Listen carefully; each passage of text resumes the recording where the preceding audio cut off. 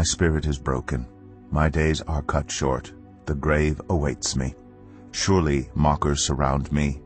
My eyes must dwell on their hostility. Give me, O God, the pledge you demand. Who else will put up security for me? You have closed their minds to understanding. Therefore you will not let them triumph. If anyone denounces their friends for reward, the eyes of their children will fail. God has made me a byword to everyone, a man in whose face people spit. My eyes have grown dim with grief. My whole frame is but a shadow. The upright are appalled at this.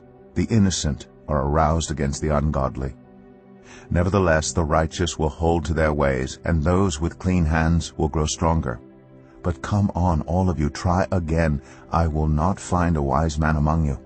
My days have passed, my plans are shattered, yet the desires of my heart turn night into day. In the face of the darkness, light is near. If the only home I hope for is the grave, if I spread out my bed in the realm of darkness, if I say to corruption, you are my father, and to the worm, my mother or my sister, where then is my hope? Who can see any hope for me? Will it go down to the gates of death? Will we descend together into the dust? Job 18. Then Bildad the Shuhite replied, When will you end these speeches? Be sensible, and then we can talk. Why are we regarded as cattle and considered stupid in your sight? You who tear yourself to pieces in your anger, is the earth to be abandoned for your sake? Or must the rocks be moved from their place? The lamp of a wicked man is snuffed out. The flame of his fire stops burning. The light in his tent becomes dark. The lamp beside him goes out. The vigor of his step is weakened. His own schemes throw him down. His feet thrust him into a net. He wanders into its mesh. A trap seizes him by the heel. A snare holds him fast. A noose is hidden for him on the ground. A trap lies in his path. Terrors startle him on every side and dog his every step.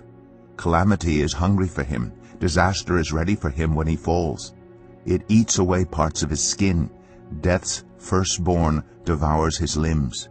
He is torn from the security of his tent and marched off to the king of terrors.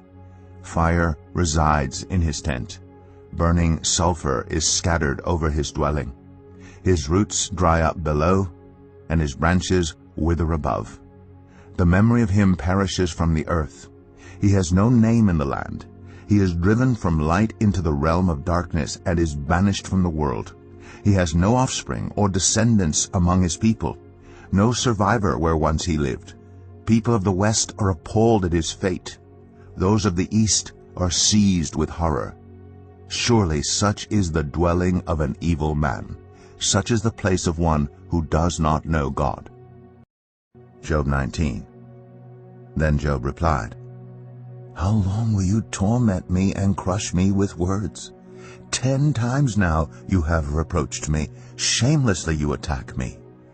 If it is true that I have gone astray, my error remains my concern alone. If indeed you would exalt yourselves above me and use my humiliation against me, then know that God has wronged me and drawn his net around me. Though I cry violence, I get no response. Though I call for help, there is no justice. He has blocked my way so I cannot pass. He has shrouded my paths in darkness. He has stripped me of my honor and removed the crown from my head. He tears me down on every side till I am gone. He uproots my hope like a tree. His anger burns against me. He counts me among his enemies. His troops advance in force. They build a siege ramp against me and encamp around my tent. He has alienated my family from me. My acquaintances are completely estranged from me. My relatives have gone away. My closest friends have forgotten me. My guests and my female servants count me a foreigner. They look on me as a stranger. I summon my servant, but he does not answer, though I beg him with my own mouth. My breath is offensive to my wife. I am loathsome to my own family. Even the little boys scorn me. When I appear, they ridicule me. All my intimate friends detest me. Those I love have turned against me. I am nothing but skin and bones. I have escaped only by the skin of my teeth. Have pity on me, my friends. Have pity, for the hand of God has struck me. Why do you pursue me as God does? Will you never get enough of my flesh? Oh, that my words were recorded, that they were written on a scroll, that they were inscribed with an iron tool on lead, or engraved in rock forever. I know that my Redeemer lives, and that in the end he will stand on the earth. And after my skin has been destroyed, yet in my flesh I will see God. I myself will see him with my own eyes, I, and not another. How my heart yearns within me. If you say, how we will hound him, since the root of the trouble lies in him, you should fear the sword yourselves. For wrath will bring punishment by the sword, and then you will know that there is judgment. Job 20. Then Zophar the Naamathite replied, My troubled thoughts prompt me to answer, because I am greatly disturbed. I hear a rebuke that dishonors me, and my understanding inspires me to reply. Surely you know how it has been from of old, ever since mankind was placed on the earth, that the mirth of the wicked is brief, the joy of the godless lasts but a moment. Though the pride of the godless person reaches to the heavens, and his head touches the clouds, he will perish forever like his own dung. Those who have seen him will say, Where is he? Like a dream he flies away, no more to be found, banished like a vision of the night. The eye that saw him will not see him again. His place will look on him no more. His children must make amends to the poor.